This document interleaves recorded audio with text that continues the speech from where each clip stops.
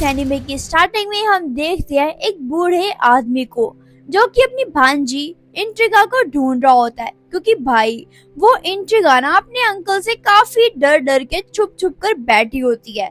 एक सेकेंड, आप सोच रहे होगे ना कि वो तो उसकी भांजी है, तो फिर वो उसे डर डर के छुप क्यों रही है? क्योंकि यहाँ पे इंट्रिगा के पेरेंट्स मर चुके हैं जो कि काफी ज्यादा रिच पर्सन थे, और यहाँ पे वो उसका अंकल भाई वो तो पूरी प्रॉपर्टी जायदाद हथियाने के लिए आया होता है। वो तो कहता है कि मैं तो 20 साल से इस टाइम का वेट कर रहा था और फाइनली अब वो टाइम आ चुका है। लेकिन यार एक बहुत ही बड़ी प्रॉब्लम हो चुकी है। वो कहता है कि मेरी भांजी के बाप ने यार सारी की सारी प्रॉपर्टी उसके नाम कर दी है। यहाँ पे तो असल में उसका अंकल इंट्रिगा को मारने के लिए आया होता है ताकि वो इंट्रिगा को मार सके और सारी की सारी प्रॉपर्टी अपने पास रख सके। भाई यहाँ पे तो इंट्रिगा ये सारी बातें सुन लेती है, भाई वो तो और भी ज्यादा डरने लग जाती है। लेकिन तभी उसको अपने डैड की बात याद आती है। उसके डैड ने मरने से पहले कहा था कि जब तुम्हें कभी भी खतरा महसूस होना तो तुम अंडरग्राउंड जेल में चली जाना, वहाँ पे जाके तुम सेफ फील करोगी और वहाँ पे तुम्हें कुछ कीमती चीजें भी मिल सकती हैं। तभी यहाँ पे तो इंट्रिगा अपने अंकल से बचते बचाते वहाँ पे पहुँच ही जाती है। लेकिन भाई मुसीबत कहाँ ही पीछा छोड़ती है। यहाँ पे तो भाई उसके अंकल भी उसके पीछे पीछे आ जाते हैं, कहते हैं इंट्रिगा तुम कहाँ जाओगे मुझसे बचकर। भाई यहाँ पे तो उसके अंकल उसको गोली चला देते हैं। भाई उसका खून, यहाँ पे इंट्रिगा का खून वहाँ पे जो सामान पड़ा होता है उस पे गिर जाता है। वहाँ पे भाई कोई चीज होती है वो जिंदा हो जाती है, और ये देख के तो इंट्रिगा के अंकल भाई काफी हैरान हो जाते हैं, काफी ज्यादा। लेकिन हम देखते हैं यहाँ पे इंट्रिगा को तो ज्यादा कुछ नहीं हुआ होता। इसके बाद यहाँ पे सीन चेंज हो जाता है। तभी यहाँ पे पुलिस ऑफिसर तो चर्च के अंदर जाते हैं और वो देखते हैं वहाँ पे एक वैम्पायर को। गाइस वहाँ पे एक वैम्पायर नहीं होता, वहाँ पे तो काफी सारे वैम्पायर होते हैं, और वो तो सभी के सभी पुलिस वालों पे अटैक करते हैं। वहाँ पे सभी के सभी पुलिस वाले मर जाते हैं। कुछ समय बाद हम देखते हैं यहाँ पे इंट्रिगा को। भाई वो तो काफी बड़ी हो चुकी होती है और काफी सुंदर भी हो जाती है, यहाँ तक कि वो तो रॉयल चर्च की हेड भी बन जाती है। उसके बाद हम देखते हैं यहाँ पे कुछ लोग आते हैं जो कि इंट्रिगा से मिलना चाहते थे। तभी यहाँ पे वो ऑफिसर इंट्रिगा से पूछता है कि तुम्हें आखिरकार चाहिए क्या। यहाँ पे तो इंट्रिगा सभी को जब बताती है ना कि यहाँ पे तो काफी सारे वैम्पायर्स घूम रहे हैं और ये तो एक घोस्ट टाउन बन चुका है। भाई ये बात सुनकर तो वो ऑफिसर हंसने लग जाता है और कहता है क्या आप मजाक कर रहे हो। तभी यहाँ पे इंट्रिगा उन्हें बताती है कि देखो मेरी बात ध्यान से सुनो, अगर हम लोगों ने इस बात को गौर नहीं किया और हमने इसे ऐसे ही जाने दिया तो हमारे लिए आने वाले टाइम पे बहुत ज्यादा मुसीबत खड़ी हो सकती है। तुम समझ रहे हो ना। तभी हम देखते हैं यहाँ पे ऑफिसर्स को। भाई यहाँ पे तो ऑफिसर्स वैम्पायर्स को मार रहे होते हैं। यहाँ पे तो भाई वैम्पायर्स तो ऑफिसर्स की बॉडी को खा रहे होते हैं। कि उन वैम्पायर्स के लिए तो कोई भी इंसान उनके लिए तो एक तरह का फूड ही है। चलो अब मुझे कुछ ना कुछ तो करना ही होगा इन वैम्पायर्स को मारने के लिए। के बाद एंट्री होती है हमारे मेन लीड कैरेक्टर की, यानी कि हमारे हीरो की, जिसका नाम होता है एलुकार्ड। भाई यहाँ पे हम देखते हैं गर्ल को जो कि भाग रही होती है ज़ोंबीज से बचकर। तभी यहाँ पे तो भाई ज़ोंबीज का लीडर आ जाता है, यानी कि वैम्पायर। तभी वैम्पायर गर्ल से कहता है तुम्हें क्या लगा था तुम मुझसे बच जाओगी? बिल्कुल भी नहीं। उसके बाद यहाँ पे तो वो वैम्पायर उस गर्ल का खून पीने लग जाता है। लेकिन तभी यहाँ पे आ जाता है अपना हीरो, यानी कि एलुकार्ड। उसके बाद यहाँ पे तो वैम्पायर्स उसके ऊपर गोलियां चलाते काफी ज्यादा सच में यार। लेकिन यहाँ पे एलुकार्ड का तो कुछ भी नहीं होता। तभी एलुकार्ड कहता है कि बस बहुत हुआ तुम्हारा, अब मेरी बारी है। भाई यहाँ पे तो एलुकार्ड अपनी गन निकालता है और सभी के सभी ज़ोंबीज को वहीं पे जिंदा मार देता है। तभी यहाँ पे तो ज़ोंबीज का लीडर यानी कि वैम्पायर उस गर्ल को पकड़ लेता है। तभी यहाँ पे एलुकार्ड उस वैम्पायर को कहता है अगर ये वर्जन है तुम इसे वैम्पायर बना सकते हो। तभी यहाँ पे वो गर्ल खुद ही चिल्ला के बोलती है कि मैं वर्जन हूँ। तभी यहाँ पे एलुकार्ड उसके ऊपर गोली चलाता है, यानी कि उस वैम्पायर के ऊपर। भाई वो वैम्पायर तो वहीं पे खत्म हो जाता है। लेकिन यहाँ पे उस गर्ल की हालत काफी खराब होती है। तभी एलुकार्ड उससे पूछता है कि क्या तुम मुझे बता सकती हो कि आखिरकार मरने के बाद कैसा लगता है। लेकिन वो तो कुछ नहीं बोलती। यहाँ पे एलुकार्ड उस गर्ल को वेम्पायर बनाने का सोच लेता है। तभी यहाँ पे एलुकार्ड भाई उसे काट लेता है ताकि वो वेम्पायर बन सके। असल में भाई वो गर्ल तो एक सपना देख रही होती है। हालांकि एलुकार्ड तो उसके पास आराम से बैठा हुआ होता है। वो तो काफी डर जाती है बिकॉज उसने सपने ऐसा देखा होता है। उसके बाद जैसे ही वो अपना फेस देखती है मिरर में, भाई उसका फेस और उसके दांत तो भाई काफी काफी चेंज लग रहे होते हैं। उसको समझ आ जाता है कि वो भी एक वेम्पायर बन चुकी है। उसके बाद यहाँ पे एलुकार्ड उसे बताता है कि तुम अब रॉयल चर्च यानी कि हमारी टीम में अब तुम भी ज्वाइन हो चुकी हो, तो ये देखो ये है तुम्हारी यूनिफॉर्म। तभी हम देखते हैं यहाँ पे एक ऐसा सीन जहाँ पे भाई वहाँ पे काफी सारी पुलिस इकट्ठा होती है और एक पर्सन का तो भाई सिर ही काट दिया होता है। तभी यहाँ पे पुलिस नोटिस करती है कि वेम्पायर्स इनको मारने के बाद वहाँ पे एक मतलब चर्च का साइन बना के जाते हैं। यहाँ पे ये सब कुछ किसने किया, कैसे किया, ये पता करने के लिए वो गर्ल और वो बॉय दोनों ही निकल जाते हैं। भाई वहाँ पे तो वेम्पायर्स एक इंसान को मार के पार्टी शार्टी कर रहे होते हैं भाई। तभी यहाँ पे पहुँच जाता है अपना एलुकार्ड। यहाँ पे तो एलुकार्ड एक वेम्पायर को मार भी देता है और दूसरा वाला तो डर जाता है देख के। भाई यहाँ पे ये सब कुछ चलता हुआ देख के वो गर्ल तो भागने लग जाती है क्योंकि वो काफी डर गई होती है, घबरा गई होती है। यहाँ पे एलुकार्ड उसे हिम्मत देता है कि तुम कर सकती हो, तुम्हें इसे मारना होगा।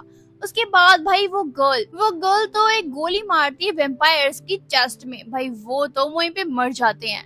उसके बाद हम देखते हैं यहाँ पे रेटिकन सिटी। वहाँ का एक रिप्रेजेंटेटिव एंडरसन एक बूढ़े आदमी से बातचीत करते हैं। उसके बाद तो ये दोनों आपस में बातें शातें करने लग जाते हैं। उसके बाद यहाँ पे सीन शिफ्ट होता है। हम देखते हैं एलुकार्ड और उस गर्ल को, वो दोनों मिलकर ही वहाँ पे वेम्पायर्स को मार रहे होते हैं। तभी यहाँ पे एलुकार्ड देखता है कि भाई उस गर्ल की पूरी बॉडी में चाकू ही लग जाते हैं। भाई ये सब कुछ वेम्पायर्स ने किया होता है। तभी दूसरी तरफ हम देखते हैं इंट्रिगा को बताया जाता है वेटिकल सिटी की सर्विस में एक बंदा भेजा गया है जिसका नाम होता है अलेक्जेंडर। यहाँ पे ये बात सुनकर तो वो गर्ल काफी टेंस हो जाती है क्योंकि वेटिकन सिटी की अब सीक्रेट सर्विसेज अपने काम में तो काफी ज्यादा अच्छी है। तभी वो सोचती है कि अगर वहाँ पे उसे एलुकार्ड मिल गया तो क्या होगा उसका। तभी यहाँ पे इंट्रिगा डिसाइड कर लेती है वहाँ पे जाने का जहाँ पे एलुकार्ड भी होता है। अभी हम देखते हैं यहाँ पे एल्डरसन तो उस गर्ल पे अटैक करता है, हालांकि उसके शरीर पे तो पूरी चाकू ही चाकू लगी होती है। तभी यहाँ पे एल्डरसन कहता है कि मुझे पता है कि एलुकार्ड कौन है, लेकिन मुझे तो एक बात नहीं समझ आ रही कि वो भी तो एक वेम्पायर ही है, लेकिन वो इंसानों की हेल्प क्यों कर रहा है, आखिरकार वो हमारा साथ क्यों नहीं दे रहा। उसके बाद तो यहाँ पे एलुकार्ड और एल्डरसन के बीच में काफी जबरदस्त फाइट होती है। भाई यहाँ पे तो एलुकार्ड से वो गर्ल हेल्प भी मांगती है, लेकिन यहाँ पे एलुकार्ड उसे कहता है कि तुम हिलो मत, जैसी हो वैसे ही रहो। यहाँ पे तो एलुकार्ड और एल्डरसन दोनों की दोनों अभी भी फाइट कर रहे होते हैं। कोई गोली मार रहा होता है, कोई नाइफ से उसे मार रहा होता है। भाई काफी खतरनाक फाइट होती है। उसके बाद तो यहाँ पे एल्डरसन एलुकार्ड का सिर काट देता है। भाई यहाँ पे तो भाई इंट्रिगा भी अपने हेलीकॉप्टर से आ रही होती है। वो अपने पायलट को कहती है, पायलट जल्दी करो, मुझे काफी टेंशन हो रही है। तभी हम देखते हैं उस गर्ल को जिसकी पूरी बॉडी में काफी सारी नाइफ लगी होती है और उसके पास तो होता है एलुकार्ड का हेड। भाई यहाँ पे तो वो गर्ल उसके हेड को देख के काफी रोने लग जाती है। वो कहती है, एलुकार्ड तुमने अच्छा नहीं किया, मुझे इस टाइम पे छोड़ के चले गए तुम। तभी भाई यहाँ पे तो एल्डरसन आ जाता है और उस गर्ल को इतनी जोर से मारता है ना कि यहाँ पे तो एलुकार्ड का सिर उसके हाथों से नीचे गिर जाता है। तभी यहाँ पे एल्डरसन कहता है, ओहो अब तुम कहाँ जाओगी मुझसे बचकर, अब तो तुम्हें मरना ही होगा। यहाँ पे तो वो गर्ल बाहर भागने का ट्राई करती है, लेकिन वो भाग नहीं पाती क्योंकि एल्डरसन ने तो चारों तरफ पता नहीं क्या किया होता है कि वो बाहर ही नहीं जा पाती। तभी वो उस गर्ल को कहता है कि देखो, अगर तुम मेरा खून पी लेती हो तो तुम एक वेम्पायर बन जाओगी, उसके बाद मैं तुम्हें छोड़ दूंगा और ना ही तुम्हें परेशान करूंगा, उसके बाद तो तुम बिल्कुल क्वीन की तरह रहोगी। यहाँ पे फाइनली आ जाती है इंट्रिगा। यहाँ पे इंट्रिगा उसे समझाती है कि तुम जो भी कर रहे हो ना उसे बंद कर दो और हमारे साथ चलो, लेकिन यहाँ पे वो मना कर देता है। भाई यहाँ पे तो इन दोनों की भी फाइट स्टार्ट हो जाती है। वो उधर से गोलियां मारती है, ये इधर से मारता है। भाई काफी लंबी फाइट चलती है इनकी, काफी लंबी फाइट। अभी यहाँ पे इंट्रिगा उसे कहती है, तुम जो भी कर रहे हो ना जल्दी करो, क्योंकि यहाँ पे तुम्हारे पास बहुत ही कम टाइम है, क्योंकि यहाँ पे इंट्रिगा दोबारा से जिंदा होने वाला है और अगर वो जिंदा हो गया ना तो वो तुम्हें बिल्कुल भी नहीं छोड़ेगा। उसके ही कुछ देर बाद हम देखते हैं यहाँ पे फाइनली एलुकार्ड जिंदा हो जाता है और अपनी फाइट कंटिन्यू करता है एल्डरसन से। तभी यहाँ पे इंट्रिगा उससे पूछती है, तो अब बताओ अब क्या कहना है तुम्हारा, क्या तुम अभी भी कहते हो कि तुम जीत सकते हो? तभी वो कहता है कि नहीं नहीं, मुझे लगता है कि अब मैं अब हार जाऊंगा। चलो कोई बात नहीं, नेक्स्ट टाइम सही। तो उसके बाद वो वहाँ से चला जाता है। अभी हम देखते हैं यहाँ पे इंट्रिगा ने एक मीटिंग बुलाई होती है। वो सभी आपस में डिस्कस करते हैं कि अब तो वेम्पायर्स तो काफी ज्यादा बढ़ रहे हैं, मतलब वो काफी सारे इंसानों को नुकसान पहुँचा भी चुके हैं और पहुँचा भी रहे हैं। मुझे नहीं लगता कि ये हम इस बात को ज्यादा देर तक छुपा के रख सकेंगे। अभी यहाँ पे इंट्रिगा एक ट्रांसमीटर दिखाती है सभी को और कहती है कि ये ट्रांसमीटर मुझे वहाँ पे मिला जहाँ पे मैंने फाइट की थी। इसका मतलब तो ये है कि वेम्पायर्स के अंदर ये ट्रांसमीटर किसी ने फिट किया हुआ है, जिससे वेम्पायर की कंडीशन को रिपोर्ट भी किया जा सकता है। यहाँ पे इंट्रिगा का कहने का मतलब ये होता है कि ये वेम्पायर्स वगैरह नेचुरल नहीं है, ये किसी ने भेजे हैं हमारी तरफ ताकि ये यहाँ पे सब कुछ खत्म हो सके। इसके पीछे कौन है और क्यों है मुझे पता लगाना ही होगा।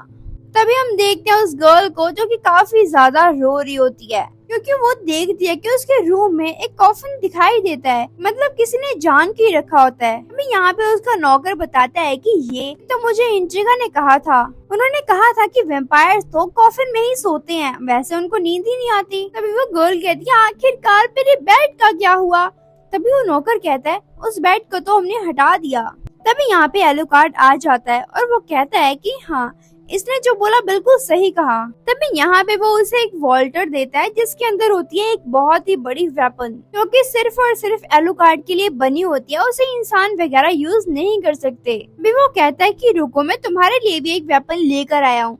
और जैसे वो वेपन निकालता है ना, वो वेपन तो भाई उसकी हाइट से भी बस थोड़ा सा नीचे होता है, मतलब काफी बड़ी होती है वो वेपन। ये देख के तो वो पुलिस गर्ल बोलती है, वाओ कितनी बढ़िया है ये तो। उसके बाद हम देखते हैं यहाँ पे दो वेम्पायर्स को जो कि हेल्सिंग ऑर्गेनाइजेशन के गेट की तरफ जा रहे होते हैं अंदर जाने के लिए। लेकिन तभी वहाँ पे जो गार्ड होता है वो उन्हें अंदर जाने नहीं देता। वो कहता है, तुम लोग कहाँ जा रहे हो, तुम्हें पता नहीं है कि इंसानों का अंदर जाना बैन है? तभी उसमें से एक वेम्पायर बोलता है कि सॉरी यार, मुझे लगा ये कोई घूमने की जगह है। तभी वो गेटमैन कहता है कि नहीं, ये कोई घूमने की जगह नहीं है, तो तुम यहाँ से जा सकते हो। तभी यहाँ पे व्हाइट शर्ट वाला जो मतलब वेम्पायर होता है ना, वो भाई इशारा करता है। उसके बाद वो जो उसके पीछे ट्रक खड़ा होता है ना, वहाँ से इतनी तेजी से भाई गोलियां निकलनी स्टार्ट होती है ना, भाई वो गेटमैन तो छल्लियों की तरह वहीं पे भुन जाता है। उसके बाद तो यहाँ पे दोनों के दोनों वेम्पायर्स काफी खुश होते हैं और अंदर जाते हैं और कहते हैं, हम दोनों मिलकर ये हेल्सिंग ऑर्गेनाइजेशन को खत्म कर देंगे। भाई यहाँ पे अंदर तो मीटिंग चल रही होती है, लेकिन यहाँ पे जैसे वो गोलियां चलाना स्टार्ट करती है ना, भाई वहाँ की लाइट तो धीरे धीरे कम होने लग जाती है और यहाँ की आवाजें सुन के वहाँ के पर्सन जो मीटिंग में बैठे होते काफी डरने भी लग जाते हैं। भाई यहाँ पे तो इंट्रिगा सोच रही होती है कि आखिरकार चल क्या रहा है बाहर, और जैसे वो कैमरे की तरफ देखती है ना, दोनों में से एक वेम्पायर कैमरे की तरफ देखता है और कहता है, इंट्रिगा तुम्हें बचना है तो अभी भी तुम अपने गॉड से प्रेयर कर सकती हो, क्योंकि मैं अपने फ्रेंड्स को खाना खिलाने में काफी देरी कर चुका हूँ, उन्हें तो काफी भूख लगी है। यहाँ पे तो भाई वो दोनों के दोनों वेम्पायर्स वहाँ के लोगों को मार के खा रहे होते हैं। तभी वो कहते हैं, इंट्रिगा तुम्हारा भी टाइम आने वाला है तो बी रेडी। तभी यहाँ पे वो तो वॉल्टर को कॉल करती है और उसे सारी बात बताती है। तभी यहाँ पे वॉल्टर कहता है कि यार मैं भेजने को तो भेज दूं, लेकिन कम से कम 5 घंटे तो लगेंगे ही लगेंगे, लेकिन अगर तुम हैंडल कर सकती हो तो कर लो। तभी यहाँ पे तो ये दोनों आपस में प्लानिंग करते हैं कि कैसे बचना है और कैसे अपने पर्सन्स को बचाना है। तभी हम देखते हैं यहाँ पे एक वेम्पायर को जिसने व्हाइट कलर के कपड़े पहने होते हैं, वो पेंटिंग को देख के चल रहा होता है। तभी यहाँ पे काफी सारे सोल्जर्स आ जाते हैं और वो सभी मिलकर अटैक करते हैं उस वेम्पायर पे। उन्हें लगता है कि शायद वो वेम्पायर हमारे जाल में फंस चुका है, लेकिन भाई उन्हें तो पता ही नहीं है कि आखिरकार वो पंगा ले किससे रहे हैं।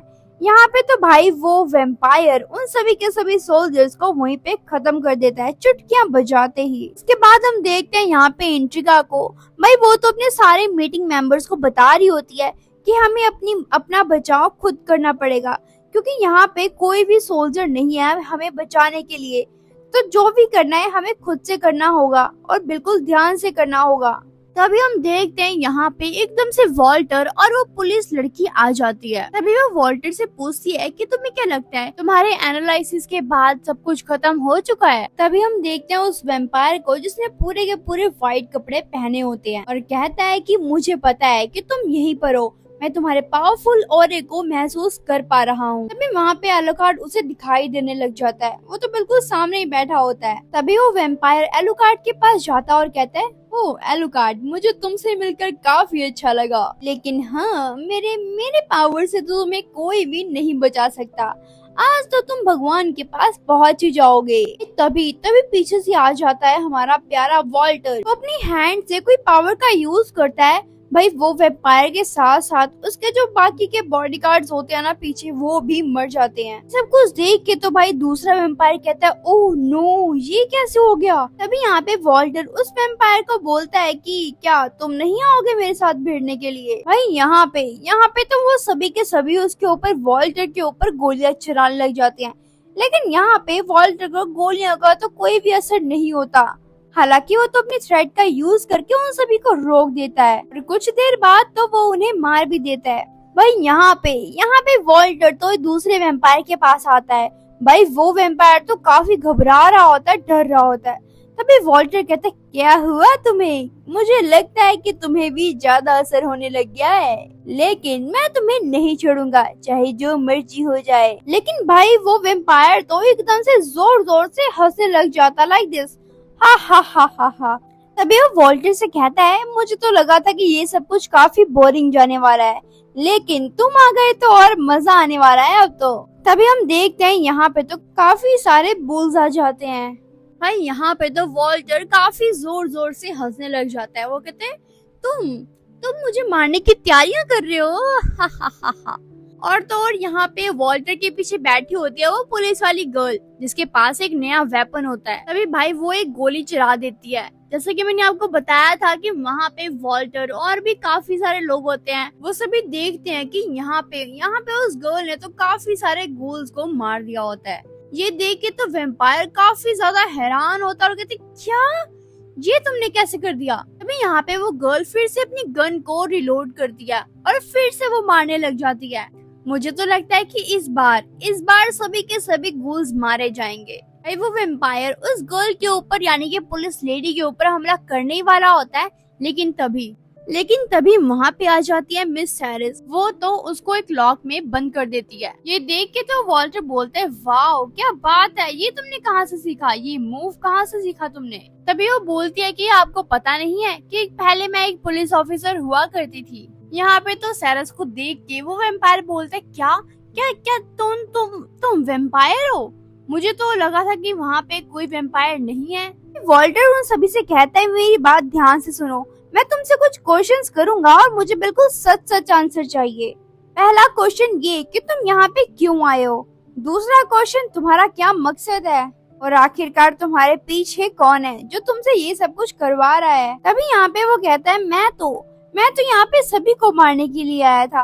उसके बाद हम देखते हैं यहाँ पे व्हाइट कपड़े वाले वेम्पायर और एलुकार्ड दोनों ही आपस में बातें कर रहे होते हैं।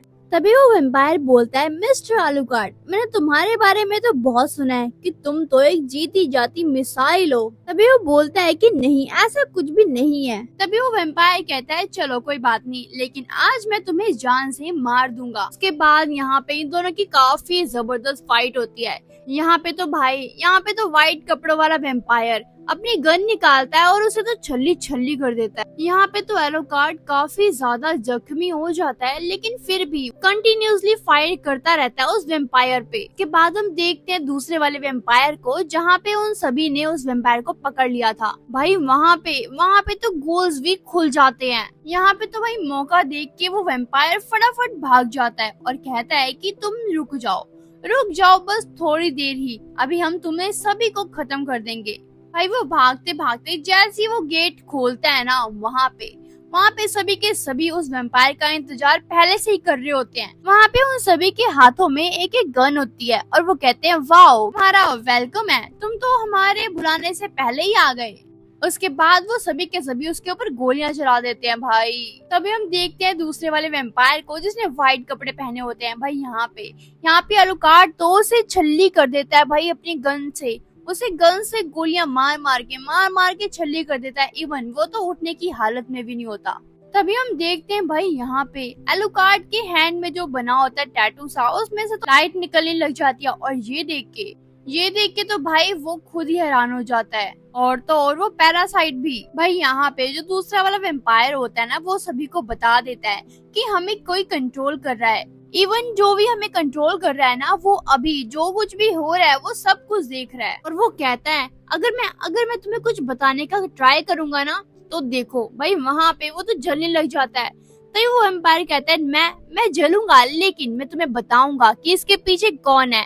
तभी वो बताता है जो ये सब कुछ कर रहा है ना, वो बिल्कुल तुम्हारी तरह ही है वो लोग। उसके बाद हम अगले दिन देखते हैं यहाँ पे वॉल्टर इंट्रिगा को सब कुछ बताता है जो भी कल हुआ था। वो बताता है कि हमारे 96 मेंबर्स में से सिर्फ और सिर्फ 8 लोग बचे हैं। जो यहाँ पे 8 लोग बचे हैं ना, वो सिर्फ और सिर्फ इसलिए बचे हैं कि वो 8 लोग कल हेडक्वार्टर्स में आए ही नहीं थे। अगर वो आते तो वो भी नहीं बचते। ये सारी बातें इंट्रिगा सुनकर कहती है अच्छा ठीक है। और उस मिलियनम का क्या हुआ, उसकी कोई खबर मिली तुम्हें? भी विलियम कहता है कि मैंने ब्रिटिश नेशन में इसकी रिपोर्ट कर दी है। मैंने तो उनके बारे में काफी ढूंढने का ट्राई भी किया, लेकिन कोई भी इन्फॉर्मेशन नहीं मिली। लेकिन आप टेंशन मत लो, वो उनको ढूंढ ही लेंगे, मैंने रिपोर्ट तो करवा ही दी है। तभी यहाँ पे इंट्रिगा बोलती है क्या तुम्हें वो याद है जब बहुत साल पहले एक वेम्पायर आया था और उसका नाम था मिलियन।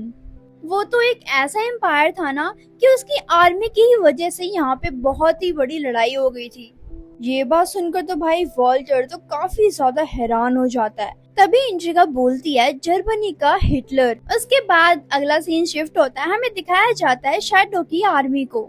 वहाँ पे एक पर्सन बैठा होता है और वो सभी को बोलता है कि चलो हम अपना काम शुरू करते हैं लेडीज एंड जेंटलमैन। उसके बाद हम फिर से देखते हैं वॉल्टर का सीन। वो वॉल्टर इंट्रिगा को बोलता है कि जैसे कि हमारे काफी सारे लोग मारे जा चुके हैं, तो इसीलिए मेरे हिसाब से तो हमारी ऑर्गेनाइजेशन को काफी सारे मेंबर्स की जरूरत होगी। वैसे मैं एक आतंकवादी के ग्रुप को जानता हूँ। हाँ, मेरे हिसाब से वो ही इस चीज के लिए बेस्ट रहेंगे। क्या बोलते हो आप? तभी इंट्रिगा बोलती है कि क्या आतंकवादी, क्या हम उन पे ट्रस्ट कर पाएंगे? क्या वो सच में जीत पाएंगे? तभी यहाँ पे वॉल्टर बोलता है हाँ बिल्कुल, जब तक उनको उनका पैसा मिलता रहेगा, जैसा हम कहेंगे वैसा ही वो करेंगे। भाई तभी हम देखते हैं उन आतंकवादी को जिसके बारे में बात हो रही होती है। वो तो भाई कहीं पे फाइट कर रहे होते हैं। तभी उसका एक पार्टनर बोलता है यार शुक्र है हम बच गए, नहीं तो उस बॉम्ब से तो हमारी जान ही चली जाती। तभी यहाँ पे उनका लीडर आता है और बोलता है ओ हेलो, जो काम दिया ना पहले उसे कर लो, उसके बाद ये बातें शातें करना। चलो जो करने आया वो करो। तभी यहाँ पे दूसरा पर्सन बोलता है बॉस, अगर हम यहाँ पे मर गए तो हम क्या करेंगे? हमारे पास तो कोई जॉब भी नहीं है, हम रोटी वगैरह क्या सिखाएंगे, कहाँ रहेंगे? तभी भाई उनके पीछे तो एक सोल्जर आ जाता है। वो तो इन सभी को मारने के लिए आता है, लेकिन तभी कैप्टन की नजर उस सोल्जर पे पड़ती है। भाई वो कैप्टन ना अपनी नाइफ निकालता है और उसे मार देता है वहीं पे।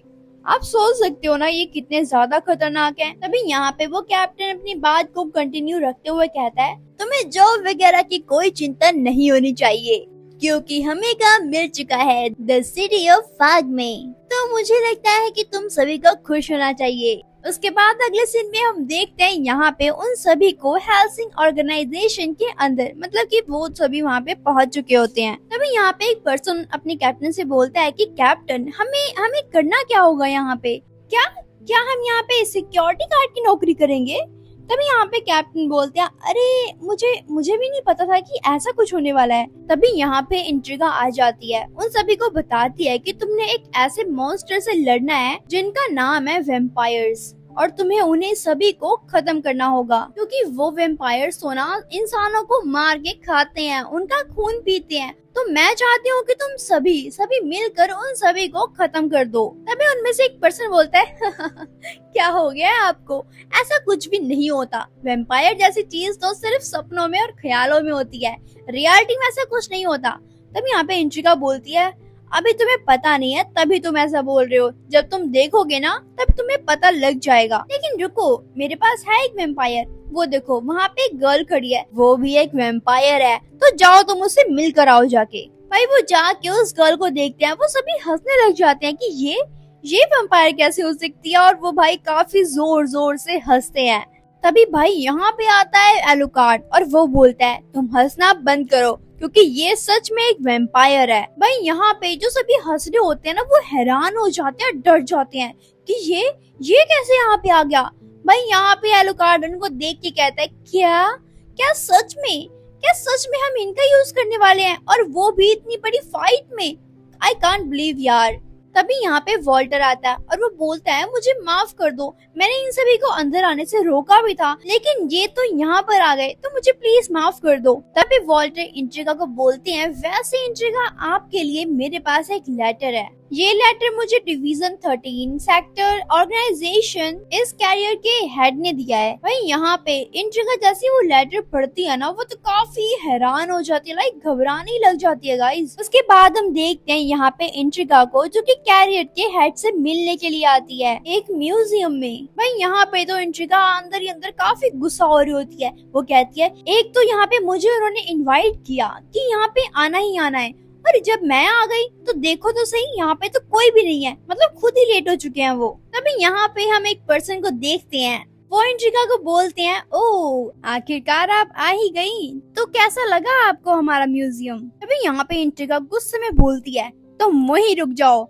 आगे बढ़ने की कोशिश मत करना, पहले मुझे बताओ कि आखिरकार तुमने हमें यहाँ पे क्यों बुलाया है वाटिकन। तभी वो पर्सन कहता है बताता हूँ, पहले मैं खुद को इंट्रोड्यूस तो करवा दूँ, तुम क्या जानना नहीं चाहोगे मेरे बारे में कि मैं कौन हूँ। इंट्रिगा कहती है चलो बताओ अपने बारे में। तभी वो पर्सन बोलता है मैं हूँ इस कैरियर का लीडर एंड्रिको मैक्सवेल, मुझे आपसे मिलकर काफी अच्छा लगा। तभी यहाँ पे इंट्रिगा गुस्से में बोलती है वो सब ठीक है, पहले मुझे बताओ कि तुमने मुझे आखिरकार यहाँ पे बुलाया क्यों है, क्या मेरा टाइम वेस्ट करने के लिए बुलाया है। तभी वो पर्सन कहता है शांत हो जाओ तुम, गुस्सा होना मुझे भी आता है, तुम अपने महल में नहीं हो जो तुम मुझसे चीख के बात कर रही हो, अगर तुम मुझसे चीख के बात करोगी ना तो मैं भी कर सकता हूँ। तभी वहाँ पे पीछे से एलक्वाड आ जाता है और वो कहता है क्या तुमने मेरे मास्टर की अभी इंसल्ट करने की कोशिश की, तुम्हारी जरूरत कैसे हुई। तभी यहाँ पे वो पर्सन कहता है ओह क्या तुम भी यहाँ पे आए हो, वैसे तुमसे मिलकर काफी खुशी हुई मुझे। तभी मैं तुम्हें यहाँ से जिंदा जाने दूंगा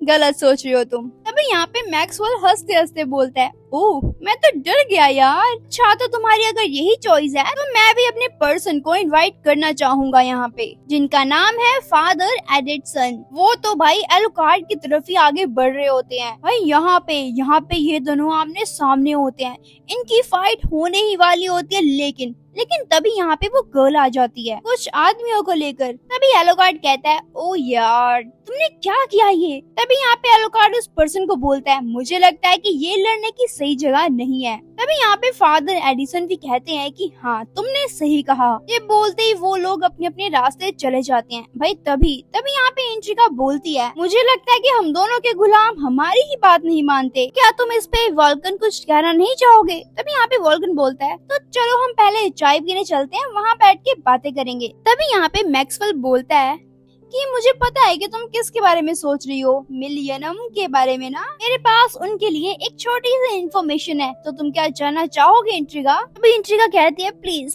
जल्दी बताओ। अभी यहाँ पे मैक्सवेल एक बुक निकालता है और बताता है कि ये है मिलियनम। इसकी शुरुआत लगभग 50 साल पहले वर्ल्ड वॉर 2 में हुई थी। वहाँ पे जितने भी सोल्जर्स थे ना वो अपना काम पूरा कर ही नहीं पा रहे थे, इसीलिए वो लोग छुप गए थे, लेकिन अब वो सभी के सभी लोग वापस आ चुके हैं। अभी यहाँ पे इंट्रिगा कहती क्या ये है मिलियनम, मतलब सच में। तभी यहाँ पे वो बोलता है हाँ यही है, तुम्हें विश्वास नहीं हो रहा ना, और तुम सोच रही होगी कि मुझे ये सब कुछ कैसे पता, क्योंकि यहाँ पे तो वेटिकन्स ने ही उनकी मदद की थी उनको खड़ा करने में, यानी कि वापस आने के लिए। तभी हम देखते हैं यहाँ पे एक पर्सन जो कि उन दोनों की बातें सुन रहा होता है और वो कहता है ओह जो मुझे लगता है कि उन सभी को पता लग चुका है मिलियनम के बारे में। तभी उसका मेजर बोलते है क्या उनको पता लग गया, लेकिन चलो कोई बात नहीं, फिर भी वो हमारा कुछ नहीं बिगाड़ सकते। अब तो इस गेम में और भी ज्यादा मजा आने वाला है। तभी हम देखते हैं यहाँ पे वॉल्टर और एलुकार्ड दोनों आपस में बातें कर रहे होते हैं। तभी वॉल्टर बोलता है क्या वो सच में वो लोग जिंदा है अभी भी? मुझे तो बिलीव ही नहीं हो रहा यार। एलुकार्ड बोलता है इसके बारे में मुझे पहले लगा तो था लेकिन मैंने कुछ बोला नहीं, मुझे लगा शायद मुझे ऐसी लग रहा है। और वैसे भी इस दुनिया में, पूरी दुनिया में सिर्फ 2 ही ऐसे लोग हैं जो मरे हुए लोगों को इस्तेमाल कर सकते हैं। तुम भूल गए कि हमने 50 साल पहले ही उन सभी का अंडरग्राउंड बहा किया था। क्या तुम सच में भूल चुके हो क्या वॉल्टर, या ड्रामे कर रहे हो? वॉल्टर बोलता है ओह हाँ यार मुझे याद आ गया। अभी यहाँ पे वॉल्टर एलुकार्ड को बोलता है देखो हम तुम्हें साउथ अमेरिका भेज देंगे, नहीं तो अगर वो तुम्हें ढूंढ लेंगे ना तो तुम्हें यहाँ पे जान से मार देंगे, लेकिन मैं ऐसा नहीं चाहता। अभी यहाँ पे हम देखते हैं इंट्रिगा को जो कि आ चुकी होती है और कहती है ओह मुझे लगता है कि वॉल्टर ने तुम्हें सब कुछ बता दिया होगा, क्यों है ना? मेरे पास तुम्हारे लिए सिर्फ एक ही चीज है, सर्च एंड डिस्ट्रॉय। तभी यहाँ पे एलुकार्ड बोलता है जैसा आप कहोगे वैसा ही होगा। कि अगले सीन में हम देखते हैं यहाँ पे सभी के सभी लोग साउथ अमेरिका पहुँच जाते हैं। यहाँ पे एलुकार्ड वहाँ पे जाके रिसेप्शनिस्ट से बोलता है कि यहाँ पे मेरा रिजर्वेशन है। वहाँ के मैनेजर कॉफिन को लेकर आते हैं और वो कॉफिन को देख के बोलते हैं ये तो काफी बड़ा है, हम इसको अलाउ नहीं करेंगे अंदर लेके जाने के लिए। तभी एलुकार्ड उन सभी को हिप्नोटाइज कर देता है। उसके बाद वो सभी के सभी वैसा ही करते हैं जैसे एलुकार्ड बोलता है। जब वहाँ पे सभी के सभी अपने रूम में पहुँच जाते हैं, अभी हम दूसरी तरफ देखते हैं एक पर्सन को कि बोलता है मुझे लगता है कि ये सब कुछ इजी नहीं होने वाला। हेल्सिंग और वाटिकन अभी भी एक ही नाव में सवार है और अब टाइम आ चुका है कि जो हमने कचरा 50 साल पहले फैलाया था उसको खत्म करने का। उसके बाद हम देखते हैं यहाँ पे एलुकार्ड को जो कि साइरस को उठाता और कहता है जल्दी उठ जाओ क्योंकि हमें अभी बहुत सारा काम करना है। यहाँ पे जैसे ही साइरस उठ जाती है वो विंडो के बाहर देखती है, भाई वहाँ पे तो चारों तरफ सिर्फ पुलिस ही पुलिस होती है। पुलिस ने उन्हें सभी जगह से घेर लिया होता है। अभी दूसरी तरफ हम देखते हैं उस कैप्टन को जो कि टीवी पे देख रहा होता है उस न्यूज को। यहाँ पे बताया जा रहा होता है कि इस बिल्डिंग में जितने भी मेंबर्स थे ना भाई, यहाँ पे सभी के सभी मेंबर्स को उस आतंकवादी ने मार दिया है और तो और 2 जनों को हॉस्टेज भी बना दिया है। भाई वहाँ पे टीवी पे दिखाया जाता है साइरस एलुकार्ड को। भाई ये देख के तो वो कैप्टन काफी हैरान हो जाते कि क्या। दूसरी तरफ हम देखते हैं एलुकार्ड को जो कि रेडमंड को देख के बोलता है अब तो वॉर का टाइम हो चुका है। भाई यहाँ पे तो पुलिस की टीम प्लान बना रही होती है कि वो बिल्डिंग में कैसे घुसेंगे, क्या करेंगे, सब कुछ। अभी हम देखते हैं यहाँ पे एलुकार्ड के रूम तक वो पुलिस वाले पहुँच ही जाते हैं। भाई जैसे वो एकदम से अंदर जाते हैं ना, उनके सामने खड़ा होता है एलुकार्ड। भाई उसको देख के तो सभी के सभी हैरान तो होते ही होते हैं, लेकिन वो कंटिन्यूसली गोलियां चलाते रहते हैं, मतलब बंद ही नहीं करते। यहाँ पे तो गोलियां लगने की वजह से एलुकार्ड वहीं पे बेहोश हो जाता है। यहाँ पे सभी को लगता है कि वो मर चुका है, तो फिर सभी के सभी पुलिस वाले वहाँ से चले जाते हैं। लेकिन भाई उनको क्या ही पता, यहाँ पे तो एलुकार्ड भाई ठीक हो जाता है। वो तो खड़ा हो जाता है और कहता है तुम जैसे घटिया लोग मुझे नहीं मार सकते। भाई यहाँ पे तो ये पुलिस वाले ये सब कुछ देख के काफी हैरान हो जाते हैं और कांपने लग जाते हैं कि ये कैसे हो गया। तभी यहाँ पे एलुकार्ड बोलता है कि तुम लोगों को तो मैं कुत्तों की तरह मारूंगा। उसके बाद एक एक करके एलुकार्ड उन सभी को मार देता है। उसके बाद एलुकार्ड साइरस को बुलाता है कि तुम बाहर आ जाओ, खतरा अब टल चुका है। उसके बाद हम देखते हैं इंट्रिगा का सीन। भाई यहाँ पे इंट्रिगा को किसी का कॉल आता है। कॉल से आवाज आती है कि मास्टर मुझे ऑर्डर दीजिए। तभी इंट्रिगा समझ जाती है कि कौन है ये। भाई तुमने सही कहा, ये एलुकार्ड है। तभी यहाँ पे इंट्रिगा बोलती है मेरा ऑर्डर तो बिल्कुल सेम है जो कि मैंने पहले कहा था, सर्च एंड डिस्ट्रॉय, और बिल्कुल भी भागना मत, सभी का सामना करना, बेफिक्र होके बाहर निकलो और जो भी तुम्हारे सामने आता है, जो भी तुम्हें नुकसान पहुंचाने की कोशिश करता है, तुम उसे बिना सोचे समझे मार दो, ये मेरा ऑर्डर है। ऐसे यहाँ पे एलुकार्ड और वो गर्ल बाहर आते हैं। भाई वहाँ पे तो काफी सारे पुलिस ऑफिसर होते हैं। तभी यहाँ पे एलुकार्ड तो अपनी गन निकालता है और उन सभी को मार देता है काफी इजीली। यहाँ पे एक पर्सन होता है जो कि कैमरे में से ये सब कुछ देख रहा होता है। फिर एलुकार्ड भाई यहाँ पे सभी के सभी पुलिस ऑफिसर को मार के बाहर निकल रहा होता है। तभी हम एक पर्सन को देखते हैं जो कि बोलता है क्या बात है, इससे फाइट करके तो बहुत ही मजा आने वाला है। तभी हम यहाँ पे देखते हैं टुब्लाकिन को जो कि एलुकार्ड की तरफ जा रहा होता है। मुझे तुम्हारी फाइट ना बहुत पसंद आई तो मैं तुमसे फाइट करना चाहता हूँ। तभी तभी एलुकार्ड बोलता है, ओह कहीं तुम वही तो नहीं जिन्होंने ह्यूमंस को मेरे पास भेजा था मुझे मारने के लिए। तभी वो पर्सन कहता है, ओह ये मरे हुए लोग, क्या तुम इनकी बात कर रहे हो? इनके सीनियर्स तो बेवकूफ थे जिन्होंने इनको ट्रेनिंग दी और देखो आज तो ये सभी मरे हुए लटके हुए हैं। लेकिन वैसे भी ये लोग हमारे इमोर्टल्स बनना चाहते थे, लेकिन आज के बाद ये हमारी ट्रू आर्मी बन जाएंगे। तभी एलुकार्ड बोलता है कि ओहो क्या समझाऊं मैं तुम्हें, इमोर्टल जैसा इस दुनिया में कुछ भी नहीं होता है। वो पर्सन बोलता है, चलो कोई बात नहीं, लेकिन ये मरने के बाद भी हमारे काम आ सकते हैं, तो चलो उसको छोड़ो। पहले मुझे ये बताओ कि इतने सारे लोगों को मारने के बाद क्या तुम्हारे में हिम्मत है कि तुम मुझसे लड़ सको? तभी एलुकार्ड बोलता है, ओहो यार तुम्हें अभी समझ ही नहीं आया लगता है, मुझे ना डांस करने के लिए डंडे की जरूरत नहीं पड़ती है, तो तुम समझ ही गए होगे।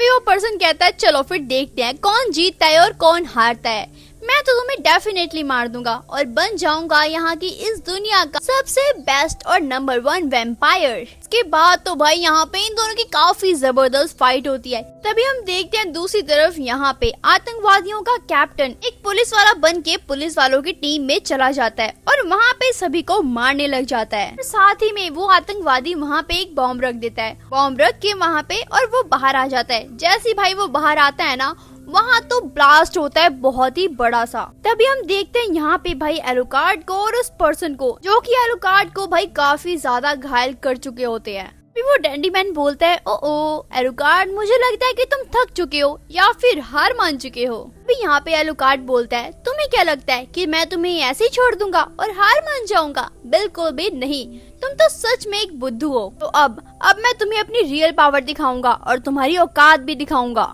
दोनों की फाइट फिर से स्टार्ट हो जाती है, लेकिन तभी यहाँ पे सैरस आ जाती है। वो तो भाई उस डंडी मैन के ऊपर गोलियां चलाती है, लेकिन भाई वो पर्सन ना अपने कार्ड से उन गोलियों को रोक लेता है। तभी यहाँ पे सैरस एक कैनन निकालती है और उसके ऊपर फायर करने लग जाती है, लेकिन भाई वो पर्सन ना अपने कार्ड से ही उस बुलेट को काट देता है यार सच में, और कहता है, आखिरकार तुम अपने आप को समझती क्या हो? तभी भाई एलुकार्ड तो उसके पास पहुँच जाता है। भाई वो उसके हाथ को पकड़ता है और उसकी लात तोड़ देता है। एलुकार्ड तो भाई हंसते हुए बोलता है, हाँ अब बताओ क्या हो रहा है तुम्हें, क्या तुम्हें दर्द हो रहा है क्या सच में? चलो तुम मरने से पहले मुझे एल्यूमिनियम के बारे में कुछ बता दो तो ज्यादा अच्छा रहेगा। लेकिन भाई वो नहीं बताता। तभी एलुकार्ड कहता है, चलो ठीक है, ये बात ना मैं तुम्हारे खून से ही पूछूंगा।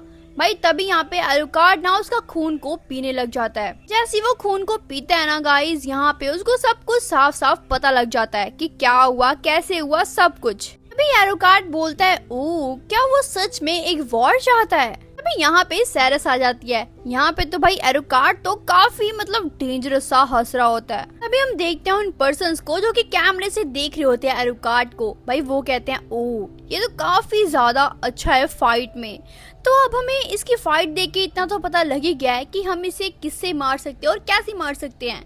हम एक न्यू प्लान बनाएंगे इसको मारने का। तो हम बनाएंगे एक मॉन्स्टर की आर्मी को, क्योंकि हम हैं लास्ट बटालियन। तभी उनमें से एक पर्सन बोलता है, हाँ हमें वहाँ जाने का टाइम आ चुका है जहाँ से हम 50 साल पहले भागे थे, यानी कि हमारे घर पर। तभी उस शिप का कप्तान बोलता है, सोल्जर्स शिप को दाएं मोड़ लो। तभी हमें दिखाया जाता है भाई जहाँ पे वो बैठे हैं ना, वो बहुत ही बड़ा एक एयरक्राफ्ट है। वहाँ पे जो मेजर बैठा होता है वो बोलता है, अब हमें कोई भी नहीं रोक सकता, हमें जीतने से तो कोई भी नहीं रोक सकता, हम जो चाहे वो करेंगे। फाइनली गाइस यहाँ पे अब वॉर स्टार्ट होने वाली है, लेकिन ये फर्स्ट पार्ट यहीं पे खत्म होता है। नेक्स्ट पार्ट के लिए मुझे कमेंट करो और इस वीडियो में कम से कम 100 लाइक्स तो करवा देना, और लाइक करो, कमेंट करो, शेयर करो और सब्सक्राइब भी कर लो मेरे चैनल को।